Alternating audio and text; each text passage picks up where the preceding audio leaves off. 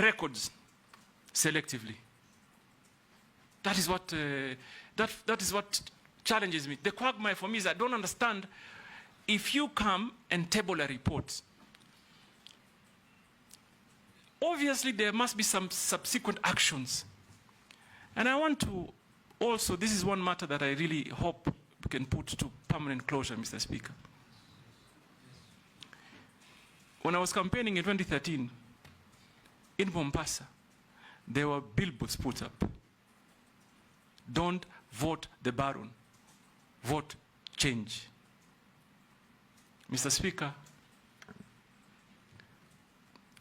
let me begin with that report. Yes, I thought he tabled the report on a dossier that he was given, that was passed to him through the American embassy. What normally happens is that when you table or pass a dossier, it is investigated, I believe. It is worked on. So that happened. The late Honorable Saitoti, may the Almighty rest his soul in eternal peace, came back to Parliament with a report. He came back to Parliament and tabled a report of investigation and the outcome. And it was a multi-agency, almost international investigation that clearly stated, and I'm going to only speak for myself, that no iota of evidence was found against me. Mr. Speaker, let me put it this way. I'm not a fool. I come from a family that is blessed with businesses. And I am thankful to Almighty for what I have. So number one, that investigation was concluded. Number two, Honorable Emasi, first time as governor, I was the greatest critic of the Jubilee administration. Had lots of personal altercation. They came after me in businesses, in many fronts.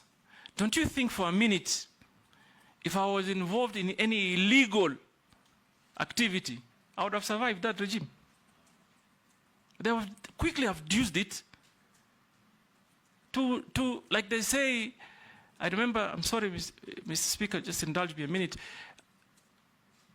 I remember at that time, the president came to Mombasa and said, "Tutamalizana na huyu." They would have used it.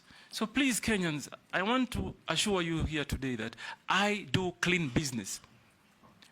Visible, that can be audited, can be seen, physical, and therefore, please, Mr. Speaker, if anybody talks about a report that was tabled on the dossier, also talk about the report that came after that, that cleared us.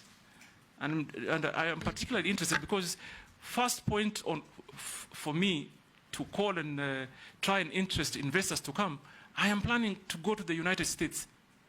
They are known for big investments in mining, and it is my plan to go and engage them, interest companies from the United States. The same Americans gave you a visa to accompany me as foreign minister to the US. Exactly, Mr. Speaker, just after that. In fact, just after the year I went. Immediately after that. And I've been to America many times, and I intend to continue to go to America, because America really, Mr. Speaker, I think we're going to be looking that way to get investors to come and invest, particularly in the areas of mining.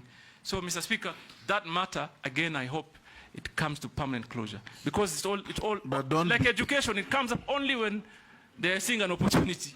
But don't be pigeonholed to America. There are even bigger mining countries like Australia. No, in Canada, Australia. Yes. And even here, by the way, Mr. Speaker, I don't know whether you know, I've just found out, in fact, just yesterday, that Kenyans have invested heavily in mining in Tanzania.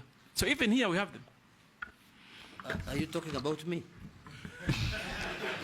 Daud Morogara, order nominee, no altercations with members. Daud Morogara, then Owen, in that order. Thank you, Mr. Speaker.